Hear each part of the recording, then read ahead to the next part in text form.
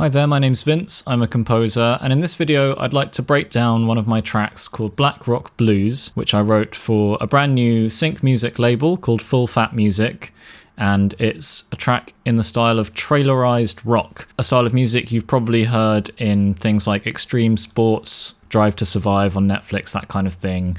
Some of these tracks were actually used in the BBC's coverage of the Six Nations rugby tournament. So here we are in Logic. I'll just play through the mastered version of the track and give a little commentary as we go.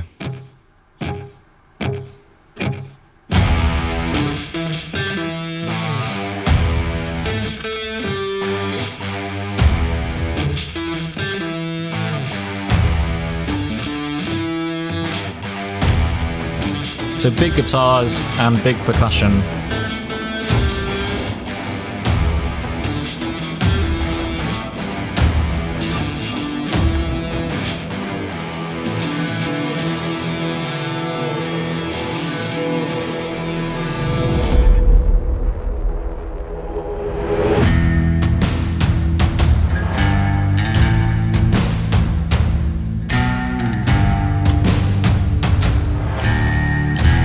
So here we get a bass line and our first bit of harmonic sequence, whereas previously we were all just on one chord.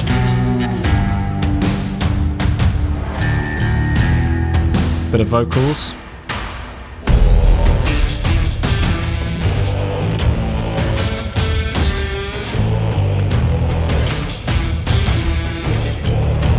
So this is definitely one of the more over-the-top tracks on the album. A little bit more cinematic and a bit more almost fantasy. I think the male choir gives it that element.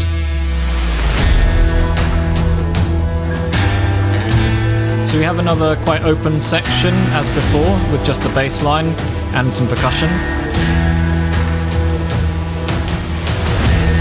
Again, a little bit exotic with the percussion, sort of couldn't help myself.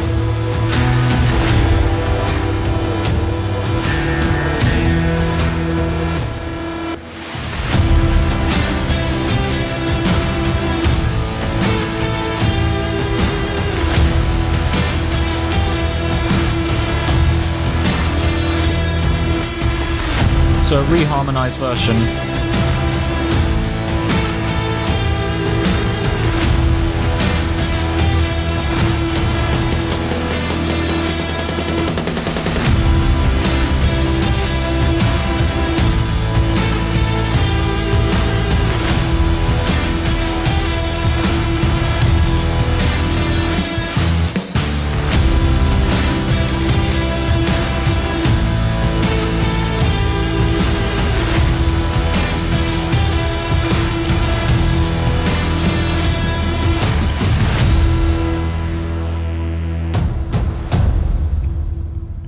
So yeah, overall this track, compared to some of the other ones on the album, has a slightly more cinematic feel. I guess I was slightly thinking of Game of Thrones-y type promo, trailer usage and that kind of thing.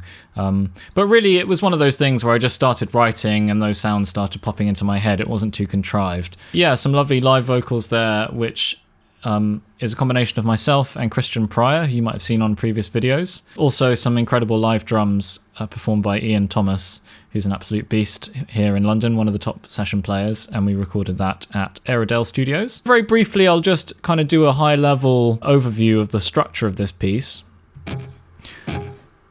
4 chugs and then we're in, so very immediate. Straight away we get the main riff of the piece, and that's kind of doing a call and response thing with a lower riff, which is just kind of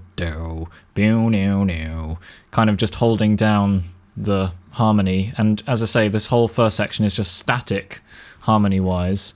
So it's not until this later section that we get a sense of harmonic progression, which is just another way of creating a sense of development in the track. If all we've heard is one chord and then it moves to a 4-chord progression, but with the same kind of feel, there's just a sense of like, okay, the thing's unfolding. So this next section is essentially a bass line.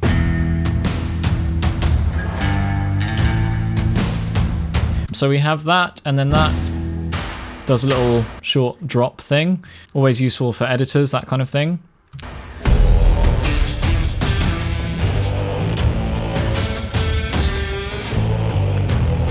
So next we get the repetition of our main riff, and then countering that in the vocals we have kind of a secondary riff, but it's basically derived, it's a slightly elaborated version of the bass line that we just heard. So have a listen to the bass line.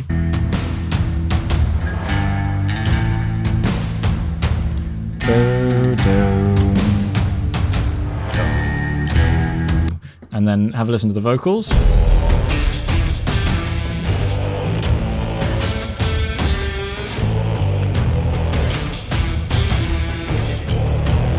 So the vocal version has a little bit more definition and a bit more going on, but essentially it's the same. We're basing new material off of things that have come before it, but just developing it a little bit.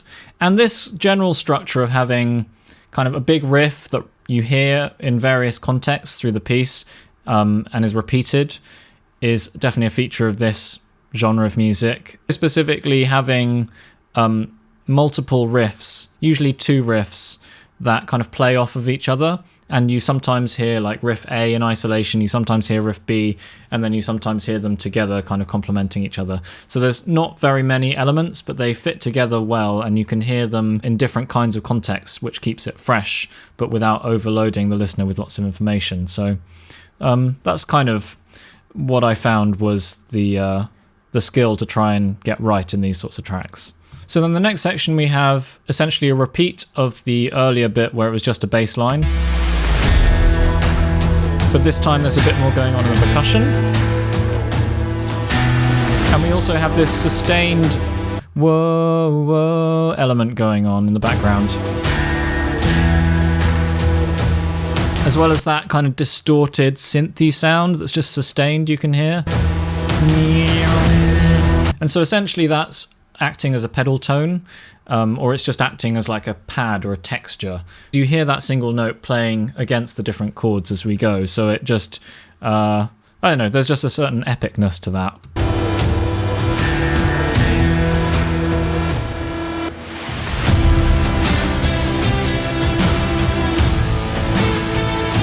So then we get the main riff again, up an octave, but there's a bit of surprise in that it's been reharmonized, so the chord progression has changed, but the rhythmic feel has stayed the same, the instrumentation is broadly the same, so it doesn't throw us for too much of a loop, plus we're hearing that familiar melody. But we're hearing the melody against a 6 chord, which is major, whereas previously we were hearing it against the 1 chord, which is minor, and so the major tonality there really creates a sense of, to me, kind of triumph or sort of maybe like epiphany. Again, you're hearing something very familiar, just in a new framing, a new context, and the particular framing is a kind of major chord framing, which has this sort of sense of positive uplift to me. And then once we get there, I just repeat and repeat and repeat, and just allow the drums to build naturally, just allow everything to kind of sort of stay in that level of intensity for a good long while. Just because that's what felt sort of like the right balance to me. I didn't particularly formularize my song structures with this album. You know, there's some schools of thought that say, you know, library music is very formulaic, especially trailer type music, and that, you know, it's a good idea to follow these sorts of structures. For me personally, I did analyze the structures of quite a few tracks of this genre. And just kind of went through and went, okay, that's riff A, that's riff B, that's riff A and B together, etc. But then when it came to writing, I put all of that to the back of my mind and just did what made sense to my ear and what made sense intuitively. Now let's go through some of the individual stems. So now we're in my working Logic project. So this is unmixed, sadly, but it should still give you a good idea of what's going on in the arrangement. Let's start with the drums. So as you can see, there's quite a lot of drum layers here. You know, if we open everything up, yeah, this is definitely one of the larger projects in general. Lots of samples, but also quite a few bits of live percussion as well. So the first proper groove that we get comes in here.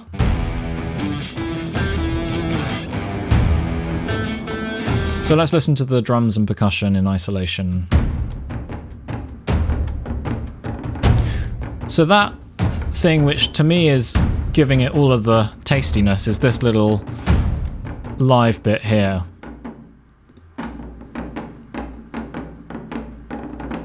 which is just a small drum, which I have here, played with, I think, some felt beaters, with quite a lot of force behind them, and because it's only a little drum, it doesn't have a huge amount of resonance, and I think cut away quite a lot of the bottom end as well there with EQ. But it doesn't matter because the weight and the magnitude can come from the samples. I find that's what the samples do best in this context. We also have this live ticky element, which I believe is on the same drum, just with some brushes there. With both of these, I've done 2 performances and then panned them left and right, so these are different passes of the same part. So a lot of the big boomy stuff is coming from Damage 2.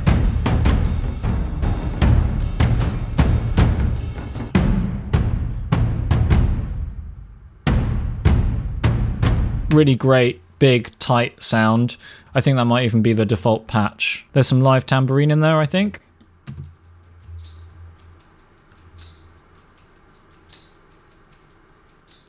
So with this top part, the way that I played that was having the tambourine on my lap and just tapping it gently, which I find gives me a lot more control over the groove.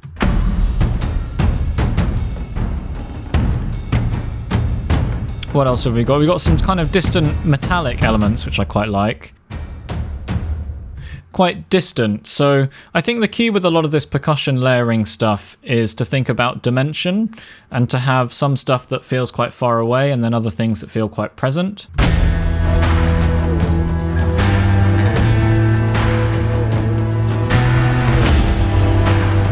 And this is when the drums and percussion really start to get going, so... One of my favourite elements here is this thing, which almost sounds like a shotgun being cocked. It's actually this humble bowl, or sort of metallic container thing, which contains various like bits and pieces, studio bits, which is kind of miscellaneous. And when you shake it, you get quite a nice little rattle. Sometimes it's just about having the sound in your head and then just using whatever you have around you to kind of get you there. Smacky hits. So I think that might be from like a trailer hit library, and I've obviously just literally copy pasted that one thing because it had the right tonality. You don't hear the fact that it's the same sample in the context because there's so much else going on. You have other layers that are round robining, which are giving the sense of variety to the transients and the hits there.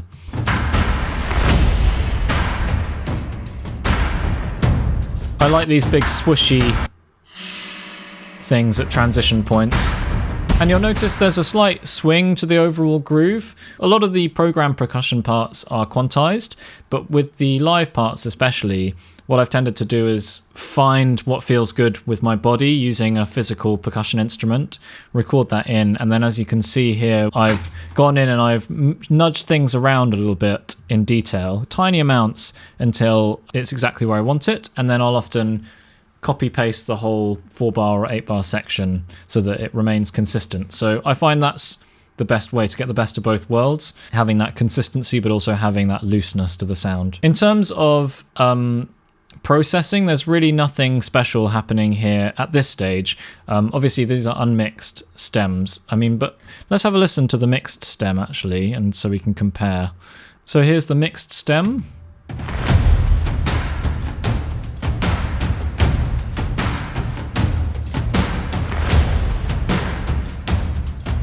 So overall it's a little bit crisper and a little bit tighter, but it's not hugely different in terms of the sonics of it. Really it's about trying to just listen to the beat, feel what is it lacking, and then find something that can do that, whether it's a low sub-boomy thing, or whether it's a little ticky-tacky thing. And this looks a little bit overwhelming when you kind of see it all in one go, just the sheer number of layers and stuff. But it just sort of happened quite organically. Like, I didn't set out to do this many layers, or I didn't think, it's a trailer track, so there has to be loads of drum layers. It's just, this is kind of where I ended up with this particular track. Some of the other pieces had a lot fewer percussion layers. So it's really just about doing what you think is best in the particular context. We have our epic live drums here.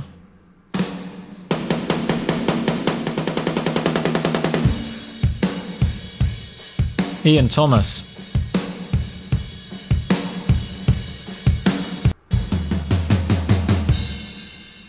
Absolute monster.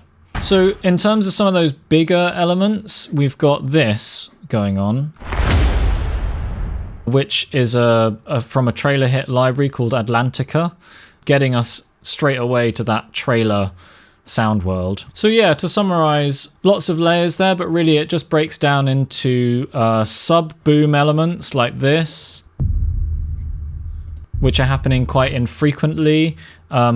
Kind of middle of the road, kind of woody elements, kind of like the live one that we heard here. And also this one here. Kind of filling out some of the middle, you know, the snare hits. Often I use metallic elements for these. That's just one from Damage, that type of thing. And then lots of ticky stuff, which just helps to kind of fill in the details of the groove and those subdivisions. Let's move on. So in the effects section, we have your classic downer. Super simple. I mean, I got that one from a library, a sample library, but you could very easily create that yourself. We have a bunch of risers here, kind of layered so they're overlapping, so you just get this endless staircase of rising whooshes.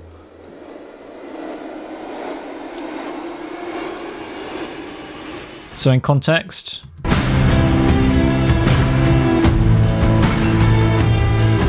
so quite subtle, but they just fill out the sound a bit and add some of that top end and kind of just add a sense of like momentum to everything. They're going through pitch funk, which is essentially an LFO based volume automation. Without it sounds like this. These are the sort of elements that I like to use in the context of this kind of music. Very simple, straight to the point sound design elements that somebody else has designed for me usually, and then it's all about how you use them, how you layer them, and how you customize them to the track. So let's get into some of the vocal layers. So there's quite a few. Whoa. Whoa. Whoa. So we've got, as I said, a mixture of myself and Christian. Here's Christian. We've got some actual choir sounds in there as well,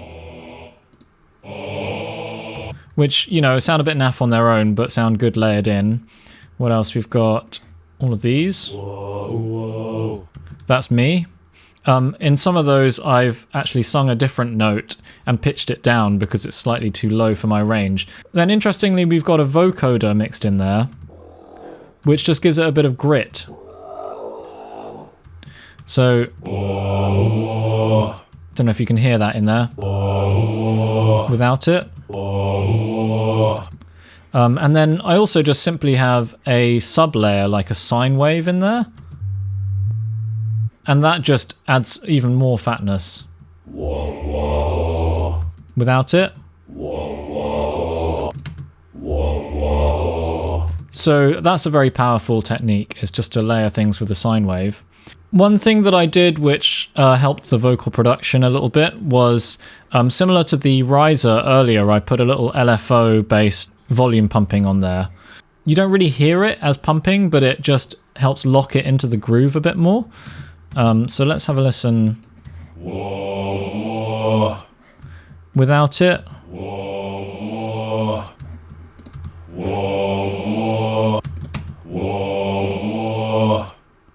You know, whoa, whoa. It's basically doing that. So it's just emphasizing the natural phrasing. To me, it just makes the intention even more sharp. Let's move on to some of the synth elements now before we get into the guitars. So these are mostly coming from my Moog here behind me.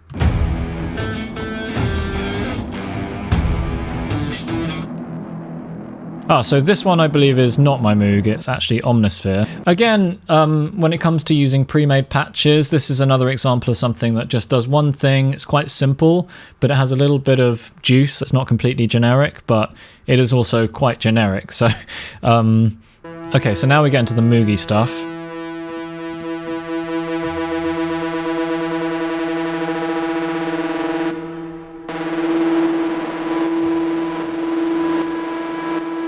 So that's just the Moog being absolutely delicious and moogy, and what's creating that kind of resultant kind of vibration is the conflict between two of the oscillators that are just microtonally apart, and pushing that through loads of distortion and filter that's just part of the Moog itself. So there isn't a lot of external processing here, but as you can hear, it's pumping away as well. And so again, it's a sort of side chain compression type effect, but I'm using the pitch funk again to achieve that with a bit more control. We also have this like momentary element, which is again the Moog, but with just a ton of reverb on the end. Let's just hear that in context. It's quite subtle. All of this just creating a ton of texture. And I can't emphasize enough how much more fun it is to create and sound design a sound like that on a real synth, on an analog synth. This is quite new to me still, but just to have the track on, jamming in my headphones, and then just kind of cranking stuff, and then, you know, seeing if I can find something cool, and then kind of just scoping into it that way, feels like a very natural way to work for me. Right, so finally we get to the guitars, which, you know, actually there aren't a ton of guitars. You know, it's a combination of live and sampled. I'm just using some stock Logic stuff for the most part, but this is a British metal like preset, just a stock Logic sound. Let's listen to some of it.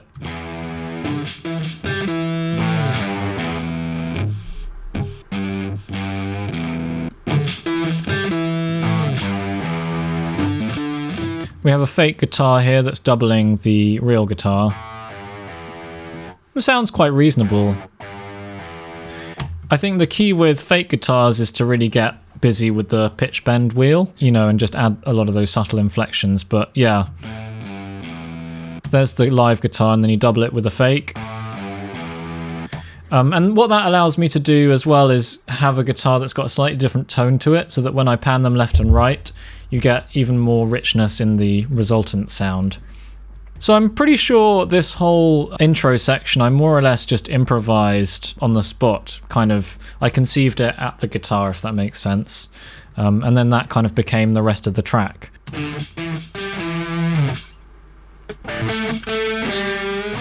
So with the return of the riff, we have a slightly different guitar modeling going on. I'm using the 14 Cali suite, which is really good. Neural DSP, excellent for this style of music. And then let's have a look. There's a kind of spaghetti western inspired thing happening in that first chordy bit. I was very pleasantly surprised that I was able to get this kind of tone. Again, it's using the 14 Cali. What about some of those power chords?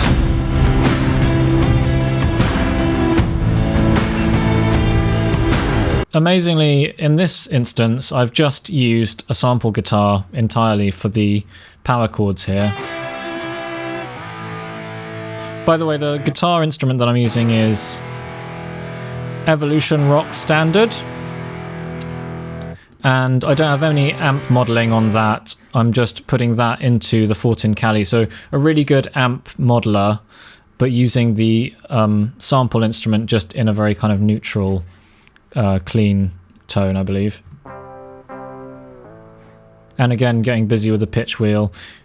It's not entirely natural. Obviously, a real guitar would slide down and it would sound a little bit different, but still, you get the intention. And the fact that it sounds a little bit like a synth is not a bad thing in this context. Hard pan these left and right. So the lead line there's two live parts that I've panned right and left. There's also this background element that comes in. Again, I'm thinking of this almost more like a synth. And it's in there subtly. Let's see if you can even hear it in the mastered version. Yeah, it's definitely there. I think the distorted synths and the distorted guitars are very much working together in this arrangement.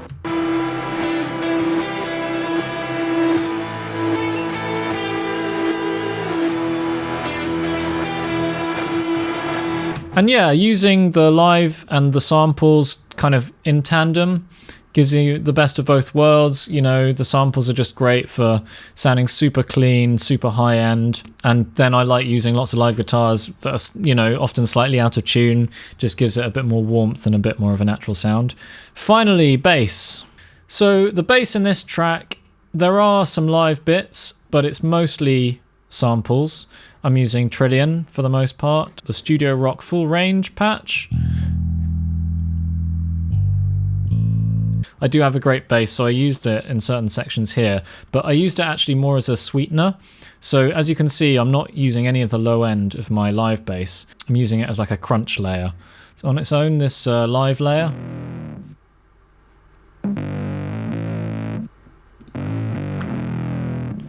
That boom, boom, boom. You know, that's still somehow very hard to get that sounding natural on samples. So there's that element in there, but then all of the tone and the weight of the sound is coming from the sample.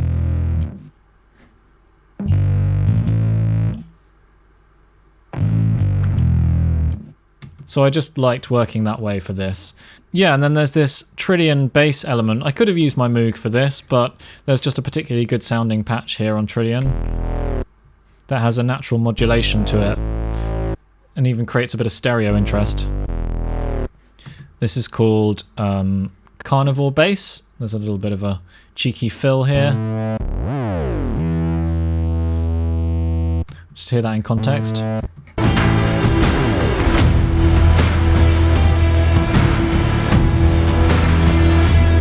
So then all of those things working together gives you the bass of the track.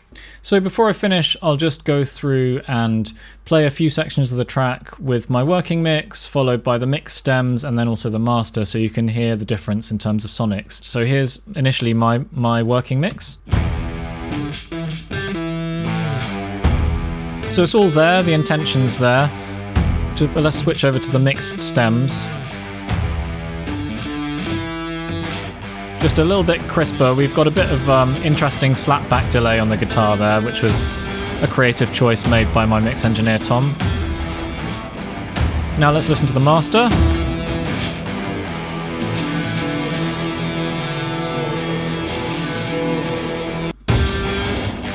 So a little bit more hyped on the top end, but a more subtle difference this time. Cool, let's go to a slightly later section of the track.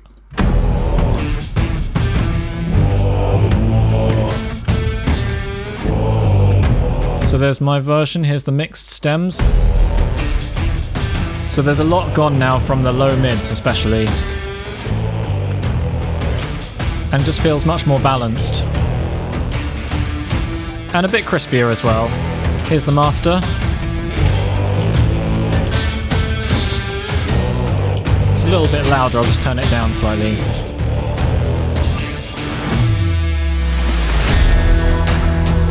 Let's go to the later section of the track. Here's my one.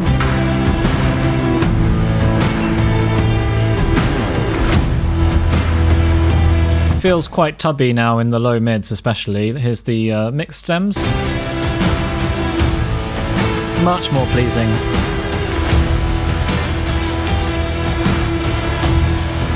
Here's the master.